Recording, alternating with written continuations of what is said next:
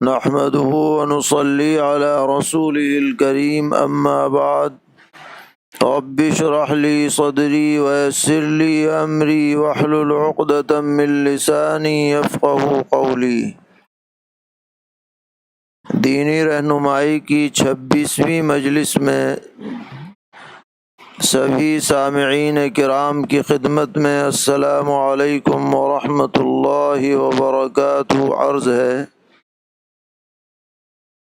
ایک سوال آج یہ پوچھا گیا ہے کہ عام طور پر قرآن پاک کے ختم پر یہ دعائیں پڑھی جاتی ہیں: اللہم آنس وحشتی فی قبری، اللہم ارحمنی بہذا القرآن العظیم الی آخرہ۔ اور یہ دعائیں عام طور پر قرآن پاک جو چھپے ہوئے ہیں ان کے آخر میں بھی درج ہیں۔ تو ان دعاؤں کا پڑھنا کیسا ہے اور کیا یہ دعائیں کسی حدیث سے ثابت ہیں؟ یہ سوال کیا گیا ہے۔ تو اس سوال کے 2 جز ہیں۔ پہلا جز یہ ہے کہ ان دعاؤں کا پڑھنا اور اللہ سے مانگنا کیسا ہے۔ تو اس کا جواب تو یہ ہے کہ اس میں کوئی حرج نہیں، کیونکہ اس میں جو مانگا گیا ہے اور جو اس کا مضمون ہے وہ بہترین ہے، شاندار ہے، مانگا جا سکتا ہے، بلکہ مانگنا چاہیے، چاہے انہی الفاظ سے مانگیں یا اپنے الفاظ میں اپنی زبان میں معنی سمجھ کر کے مانگیں، کوئی حرج کی بات نہیں ہے۔ دوسرا جز یہ ہے کہ کیا یہ کسی حدیث سے ثابت ہے؟ تو اس بارے میں جان لینا چاہیے کہ یہ 2 روایتیں اس میں جمع کی گئی ہیں۔ ایک ہے اللہم آنس وحشتی فی قبری، کہ ایک روایت میں یہ نقل کیا گیا ہے کہ جو قرآن ختم کرے تو یہ دعا پڑھے۔ تو محدثین نے اس روایت کو موضوع قرار دیا ہے، یعنی یہ من گھڑت ہے، اور اس میں ایک راوی احمد ابن عبداللہ الجویباری ہے، جس کے بارے میں یہ مشہور ہے کہ وہ بہت بڑا کذاب اور وضاع تھا۔ کوئی بھی اچھی بات نظر پڑتی بس پیغمبر علیہ السلام کی طرف اس کی نسبت کر دیا کرتا تھا۔ تو ایک تو ٹکڑا اس میں یہ ہے۔ دوسری روایت ہے اللہم ارحمنی بہذا القرآن العظیم سے آخر تک۔ یہ روایت بھی سنداً منقطع ہے اور قابل اعتبار نہیں ہے، لہذا خلاصہ یہ نکلا کہ اس دعائے ختم القرآن کو پڑھنے میں تو بحیثیت دعا کے کوئی حرج نہیں ہے، لیکن اس کو حدیث سمجھ کر کے نہ پڑھا جائے اور نہ حدیث سمجھ کر بیان کیا جائے۔ ایک اور سوال یہ ہے کہ مکڑی کا مارنا کیسا ہے؟ ہم نے سنا ہے کہ اس کو مارنا صحیح نہیں ہے۔ تو اس بارے میں تحقیق سے یہ بات ثابت ہوئی کہ اگر ضرورت ہو جالا صاف کرنے کی اور مکڑی کو مارنے کی تو اس میں کوئی حرج کی بات نہیں ہے۔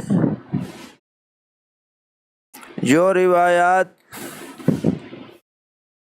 پیغمبر علیہ الصلاۃ کے غار ثور سے متعلق مکڑی کے جالا تننے کی مشہور ہیں، اگر وہ ثابت مان بھی لی جائیں تو ان سے صرف اس مکڑی کی فضیلت ثابت ہوتی ہے جس نے جالا تنا تھا، لیکن ساری دنیا کی مکڑیاں اسی درجے میں ہو جائیں یہ بات قابل قبول نہیں ہے۔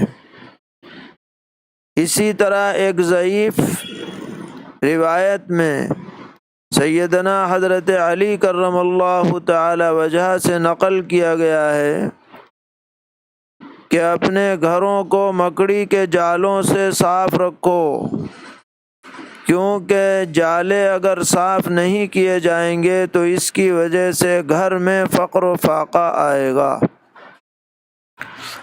یہ روایت اگرچہ بہت زیادہ ضعیف ہے، لیکن فی الجملہ یہ تو معلوم ہی ہوتا ہے کہ گھروں کی صفائی یہ شریعت کے من جملہ احکامات میں داخل ہے۔ نظافت کا ایک جز یہ بھی ہے کہ آدمی جس گھر میں رہ رہا ہے اس کو بھی صاف ستھرا رکھے، اور صفائی ستھرائی بغیر جالوں کی صفائی کے پوری طرح حاصل نہیں ہو سکتی ہے۔ اس لیے اس سے یہ بات مفہوم ہوتی ہے کہ اگر ضرورت ہو تو مکڑی کو مارنے میں اور جالوں کو صاف کرنے میں کوئی حرج نہیں ہے۔ ایک اور سوال کیا گیا ہے کہ یہ بات مشہور ہے کہ مومن کے جھوٹے میں شفا ہے، تو کیا یہ حدیث صحیح ہے؟ تو جواب یہ ہے کہ یہ روایت جو بیان کی جاتی ہے کہ مومن کے جھوٹے میں شفا ہے یا اس کے تھوک میں شفا ہے، ان الفاظ کے ساتھ ایسی کوئی روایت حدیث میں ثابت نہیں ہے، لیکن بخاری شریف میں اور مسلم شریف میں صحیح روایت موجود ہے کہ نبی اکرم علیہ الصلاۃ والسلام کی خدمت میں جب کوئی بیمار حاضر ہوتا جس کو کوئی پھوڑا، پھنسی یا تکلیف، درد وغیرہ ہوتا، تو آپ اپنی شہادت کی انگلی میں لعاب دہن لگاتے اور پھر اس کو زمین پر مٹی میں اس کو ملا دیتے، اور پھر جو بیمار آتا تھا اس کی تکلیف کی جگہ پر اسے آپ یہ الفاظ ارشاد فرماتے ہوئے لگایا کرتے تھے: بسم اللہ تربت ارضنا بریقۃ بعضنا یشفی سقیمنا، یعنی میں اللہ کے نام سے لگا رہا ہوں ہماری زمین کی مٹی۔ اس سے مطلق زمین کی مٹی بھی مراد ہو سکتی ہے، اور بہت سے محدثین نے مدینہ منورہ کی مٹی مراد لی ہے۔ اور بریقۃ بعضنا کا مطلب ہمارے بعض کے تھوک سے، یشفی سقیمنا اللہ تعالی ہمارے بیمار کو شفا عطا فرمائیں گے۔ تو اس میں یہ جو ہے بریق بعضنا یا بریقۃ بعضنا، اس سے یہ بات ثابت ہوئی کہ مومن کا جو جھوٹا ہے، مومن کا جو تھوک ہے، امید ہے کہ اللہ تعالی اپنے حکم سے اس کے ذریعے سے شفا عطا فرمائیں گے۔ بِإِذْنِ اللہ کے الفاظ بھی روایت میں موجود ہیں۔ اس لیے یہ کہنا کہ سور المومن شفاء ان الفاظ کے ساتھ تو حدیث نہیں ہے، لیکن مطلقاً اللہ تبارک و تعالی کسی مومن کے جھوٹے میں شفا پیدا فرما دیں اور اس میں شفا حاصل ہو جائے، تو اس صحیح روایت سے پتہ چلا کہ یہ بات بے اصل نہیں ہے۔ ایک سوال یہ ہے کہ گھروں کے اندر ڈائننگ ٹیبل یعنی میز کرسیوں پر کھانے کا کیا حکم ہے؟ تو ادب تو یہ ہے کھانے کا کہ نیچے بیٹھ کر کے کھایا جائے، تواضع کے ساتھ، دسترخوان بچھا کر۔ نبی اکرم علیہ السلام سے بھی یہی ثابت ہے، اور آپ فرمایا کرتے تھے آکلو کما یاکل العبد، میں تو ایسے کھانا کھاتا ہوں جیسے ایک غلام تواضع و مسکنت کے ساتھ کھاتا ہے۔ اس لیے اصل سنت یہی ہے کہ جو نیچے بیٹھ کر کے کھا سکتا ہو وہ نیچے بیٹھ کر اہتمام سے کھانے کا انتظام کرے۔ البتہ کسی کے گھٹنے میں تکلیف ہے یا کسی کے کمر میں درد ہے یا کوئی اور عذر ہے، وہ اس عذر کی وجہ سے ٹیبل پر اور کرسی پر کھانے کا اہتمام کرتا ہے تو اس کے لیے گنجائش ہے۔ بلا عذر جو کرے گا تو کم سے کم خلاف اولا تو ہے ہی، اس کا خیال رکھنا چاہیے۔ پوچھا ہے کہ خانہ کعبہ یا روضہ اطہر کی طرف پیر ہو جائیں تو کیا گناہ ہوتا ہے؟ ہاں، یہ بے ادبی کی بات ہے، قصداً پیر نہیں کرنے چاہیے۔ اتفاقاً ہو جائیں یا بے خیالی میں ہو جائیں تو کوئی حرج نہیں۔ سوال کیا ہے کہ اگر لڑکا لڑکی موبائل پر یہ کہہ دیں کہ نکاح قبول ہے تو نکاح ہوا یا نہیں؟ تو موبائل پر اس طرح نکاح نہیں ہوتا ہے۔ نکاح کے لیے ایک مجلس ہونی چاہیے جس میں کم از کم 2 گواہ ہوں، اور پھر ایجاب و قبول پایا جائے اسی مجلس میں، جبکہ وہ گواہ بیک وقت اسے سن رہے ہوں، اور پھر وہ پہچانتے ہوں دونوں لڑکا لڑکی کو وغیرہ۔ ان باتوں کو سامنے رکھ کر جب نکاح کیا جائے گا تو نکاح منعقد ہوگا، موبائل پر نکاح نہیں ہوتا ہے۔ ایک سوال یہ ہے کہ ہمارے گھر میں انتقال ہو گیا ہے اور اب عید قریب آ گئی ہے، تو ہم عید کی تیاری کریں یا نہ کریں؟ ہمارے ہاں یہ دستور ہے کہ اگر سال بھر میں کسی کا انتقال ہو جائے گھر میں تو جو اگلے سال عید آتی ہے اس میں گھر والے نہ تو نئے کپڑے بناتے ہیں، نہ نئے جوتے خریدتے ہیں، نہ اور کوئی اہتمام کرتے ہیں، اور پھر جب عید کا دن آتا ہے تو رشتہ دار لوگ سب خاص طور پر پرسہ دینے کے لیے اس گھر میں جاتے ہیں۔ تو یہ طریقہ شرعاً درست ہے یا نہیں؟ تو اس بارے میں اچھی طرح سے سمجھ لینا چاہیے کہ شریعت میں سوگ کا حکم عام لوگوں کے واسطے صرف 3 دن کا ہے، وہ بھی اس لیے کہ 3 دن تک غم کا اثر زیادہ رہتا ہے، اور بیوہ کے لیے عدت تک سوگ کا حکم ہے۔ اگر وہ حمل میں ہے تو وضع حمل تک، اور اگر وہ حمل میں نہیں ہے تو 4 مہینے 10 دن۔ اس میں وہ اچھے بھڑکدار کپڑے نہ پہنے، نئے کپڑے نہ پہنے، زیور نہ پہنے، گھر سے باہر نہ نکلے، اور دیگر عدت کی پابندیاں پوری کرے، لیکن بیوہ کے علاوہ کسی اور رشتہ دار کو، چاہے وہ باپ ہو، بھائی ہو، بہن ہو، یا اور کوئی عزیز قریب ہو، اس کے لیے سوگ منانے کا حکم نہیں ہے۔ لہذا انتقال ہوئے کئی مہینے گزر گئے اور اب عید آ رہی ہے، اور اسی مقصد سے عید کی تیاری نہیں کی جا رہی کہ فلاں کا انتقال ہو گیا، تو یہ بھی سوگ کی ایک شکل ہے جس کی شرعاً اجازت نہیں۔ عید کے دن خوشی کا اظہار ہونا چاہیے۔ اللہ نے وسعت دی ہے تو بہتر سے بہتر کپڑوں کا انتظام ہونا چاہیے۔ الغرض بشاشت چہرے مہرے سے ظاہر ہونی چاہیے، اللہ تعالیٰ کا شکر بجا لانا چاہیے۔ غم کا ماحول بنانا عید کے دن کسی عزیز کے انتقال کی وجہ سے، یہ شریعت کا حکم ہرگز نہیں ہے۔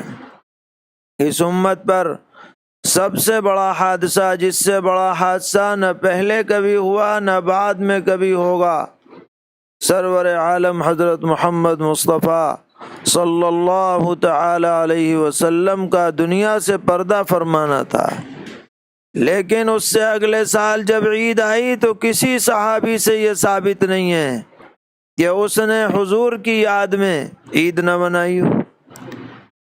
اسی طرح دور صحابہ میں، خلافت راشدہ کے زمانے میں کیسے کیسے المناک واقعات پیش آئے، حادثات پیش آئے، شہادتیں پیش آئیں، وفات کے واقعات پیش آئے، لیکن کہیں بھی یہ ثابت نہیں ہے کہ کسی نے عید کے دن غم منایا ہو۔ آدمی اپنی وسعت نہ ہونے کی وجہ سے یا کسی اور مصلحت کی وجہ سے نئے کپڑے نہ بنائے تو بات الگ ہے، لیکن کسی کے انتقال کی وجہ سے کپڑے نہیں بنائے صاحب اور غم کا اظہار عید کے دن کیا، یہ طریقہ قطعاً صحیح نہیں ہے، اس سے جہالت کی باتیں ہیں، ایسی باتوں سے بچنا چاہیے۔ سوال پوچھا گیا ہے کہ کیا نابالغ بچی اعتکاف کر سکتی ہے؟ کیونکہ میری بیٹی اعتکاف کے لیے ضد کر رہی ہے۔ کر سکتی ہے، مگر اس کا اعتکاف نفلی ہوگا۔ اور پوچھا ہے 28ویں شب سے اعتکاف کر سکتے ہیں؟ یہ بھی نفلی اعتکاف ہوگا، کر سکتے ہیں حسب شرائط۔ 29ویں شب میں اعتکاف کر سکتے ہیں؟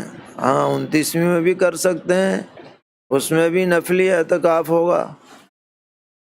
معتکف عورت گرمی کی وجہ سے اگر اپنے معتکف سے نکل کر برآمدے میں بیٹھ جائے تو کیا حکم ہے؟ اس کا اعتکاف باقی نہیں رہے گا، ٹوٹ جائے گا۔ اعتکاف میں بیٹھنے والی عورت موبائل پر کسی محرم سے کال کر سکتی ہے؟ ہاں کر سکتی ہے، اگر ضرورت ہو، بلا ضرورت نہ کرے۔ دانتوں کی صفائی، گھسائی نیز دانت نکلوانے یا لگوانے سے روزہ ٹوٹتا ہے یا نہیں؟ ان چیزوں سے روزہ نہیں ٹوٹتا، لیکن لگواتے وقت، صفائی کے بعد، گھسائی کے بعد اگر کچھ حصہ بھی اندر چلا گیا کسی دوا وغیرہ کا یا خون نکلا وہ اندر چلا گیا تو ایسی صورت میں روزہ ٹوٹ جائے گا۔ اگر حلق سے نیچے اتر گیا، حلق سے اوپر رہا تب نہیں ٹوٹے گا۔ ایک شخص کی پہلی رکعت چھوٹ گئی جماعت میں، امام صاحب نے دوسری رکعت میں انا اعطینا پڑھی تو مسبوق بقیہ نماز مکمل کرتے وقت انا اعطینا سے پہلی صورت پڑھے گا یا بعد کی صورت پڑھے گا؟ تو اس بارے میں فقہا نے لکھا ہے کہ مسبوق کو اختیار ہے، چاہے اگلی پڑھ لے چاہے پچھلی پڑھ لے، سب درست ہے، کوئی پابندی نہیں۔ پوچھا ہے کہ نماز کے اندر جو صورتوں کی تفصیل ہے، طوال مفصل، اوساط مفصل، قصار مفصل، یہ صرف فرض کے لیے ہے یا نفلوں اور سنتوں کے لیے بھی ہے؟ یہ صرف فرائض کے لیے ہے۔ طوال مفصل کا مطلب سورہ حجرات سے سورہ بروج تک کی صورتیں، یہ فجر ظہر میں پڑھی جائیں۔ اوساط مفصل بروج سے لے کر لم یکن تک یہ عصر اور عشاء میں پڑھی جائیں۔ قصار مفصل اذا زلزلہ سے اخیر قرآن تک یہ مغرب میں پڑھی جائیں۔ اور سنن و نوافل میں آپ کو اختیار ہے، جو چاہیں صورتیں پڑھیں، مختصر یا مطول، اور یا قرآن کی ترتیب پر رکوعات پڑھیں، کوئی حرج کی بات نہیں ہے۔ شب قدر میں مخصوص صورتوں کی متعینہ مقدار پڑھ کر نوافل ادا کرنا کیسا ہے؟ کر تو سکتے ہیں، لیکن یہ کوئی حدیث سے ثابت نہیں ہے۔ حدیث میں تو مطلق عبادت کا تذکرہ ہے، کوئی تعیین کسی صورت وغیرہ کی نہیں کی گئی ہے۔ اگر کوئی شخص رکوع کی تسبیح میں رکوع کی تسبیح چھوڑ دے، بالکل ہی نہ پڑھے سبحان ربی العظیم، یا سجدے کی تسبیح چھوڑ دے، یا ایک مرتبہ پڑھے 3 مرتبہ نہ پڑھے، تو نماز کا کیا حکم ہے؟ نماز تو ہو جائے گی، لیکن بہتر یہی ہے کہ کم از کم 3 مرتبہ یہ تسبیحات پڑھ لینی چاہیے، سبحان ربی العظیم اور سبحان ربی الاعلی۔ ایک سوال یہ ہے کہ کیا عورت جوڑا باندھ کر نماز پڑھ سکتی ہے؟ تو جوڑا باندھنے کی 2 شکلیں، ایک تو وہ جو بے حیا اور فیشنیبل عورتوں کا طریقہ ہے کہ بیچ سر پر جوڑا باندھا جائے فیشن کے طور پر، تو اس طرح سے جوڑا باندھنا جائز نہیں ہے، مکروہ ہے، تحریمی ہے، اشد کراہتن ہے۔ ایسی عورتوں پر لعنت وارد ہوئی ہے جو فیشن کے لیے اس طرح کا جوڑا باندھتی ہیں۔ فرمایا ایسی عورتیں جنت کی خوشبو بھی نہ پا سکیں گی۔ لیکن اگر جوڑا باندھا ہے گدی پر، جو کام کاج والی عورتیں بال سمیٹنے کے لیے گدی پر باندھ لیتی ہیں، اس طرح کے جوڑا باندھنے میں کوئی حرج نہیں ہے، اور اس حالت میں نماز بھی پڑھی جائے تب بھی کوئی حرج نہیں ہے۔ میرے گھر میں جماعت سے نماز ہوتی ہے، لیکن لا علمی کی وجہ سے صورت یہ ہوئی کہ میں تو امام بنا اور میرے پیچھے ایک ہی صف میں والد صاحب، والدہ صاحبہ اور میری بہن کھڑی رہیں، تو یہ بتایا جائے کہ والد صاحب کی نماز درست ہوئی یا نہیں۔ تو جو والد صاحب کھڑے ہوئے ہیں والدہ صاحبہ کے ساتھ یا بہن کے ساتھ ایک جماعت میں، اور ظاہر یہی ہے کہ یہ آپ نے امام بن کر والدہ کی اور بہن کی بھی نیت کی ہوگی، اس لیے ایک صف میں ساتھ نماز پڑھنے کی وجہ سے والد صاحب کی نمازیں فاسد ہو گئیں۔ جتنی بھی نمازیں اس طرح سے ادا کی ہیں انہیں چاہیے کہ وہ انہیں دوہرا لیں، ان کی قضا کر لیں۔ حرمین شریفین میں جس طرح مرد عورت نماز پڑھتے ہیں، کیا اس طرح نماز پڑھنا حدیث سے ثابت ہے؟ حرم میں الگ الگ جگہوں پر نمازوں کا انتظام ہے۔ حرم مدنی میں تو بہت زیادہ اہتمام ہے، دروازہ بھی الگ ہے جانے آنے کا، وہاں کوئی مرد جا بھی نہیں سکتا۔ حرم مکی میں طواف کی وجہ سے اتنی پابندی تو نہیں ہے، لیکن پھر بھی عورتوں کے حصے الگ بنے ہوئے ہیں جہاں اطمینان سے عورتیں نماز ادا کرتی ہیں۔ تو جہاں اس طرح معقول انتظام ہو تو وہاں پر عورتیں نماز پڑھ سکتی ہیں، اور دور نبوت میں چونکہ نبی اکرم علیہ الصلاۃ والسلام سے استفادے کی سب کو ضرورت تھی، اور وہ خیر القرون کا زمانہ تھا، اس لیے حضرات صحابیات حسب موقع مسجد میں حاضر ہوتی ہیں اور پیچھے کی جانب صف بنا کر کے نماز میں شرکت فرماتی تھیں۔ ایک سوال یہ ہے کہ وتر کی تیسری رکعت میں دعائے قنوت سے پہلے اگر ہاتھ اٹھا کر اللہ اکبر کہنا بھول جائیں تو سجدہ سہو واجب ہوگا یا نہیں؟ تو قنوت کی تکبیر میں ہاتھ اٹھانا سنت ہے، اگر ہاتھ نہیں اٹھایا تب بھی سجدہ سہو واجب نہیں ہے۔ البتہ تکبیر کے بارے میں ایک قول وجوب کا بھی ہے، اس لیے اگر سرے سے تکبیر ہی نہیں کہی تو سجدہ سہو کر لینا چاہیے۔ کیا عید کے دن نفل نماز پڑھ سکتے ہیں؟ جس آدمی کو عید پڑھنی ہے اور اس کا ارادہ عید کی نماز پڑھنے کا ہے تو وہ گھر میں عید سے پہلے کوئی نفل نہ پڑھے، نہ اشراق نہ چاشت۔ لیکن آج کل کے ماحول میں ہر آدمی عید کی جماعت میں شریک نہیں ہو سکتا،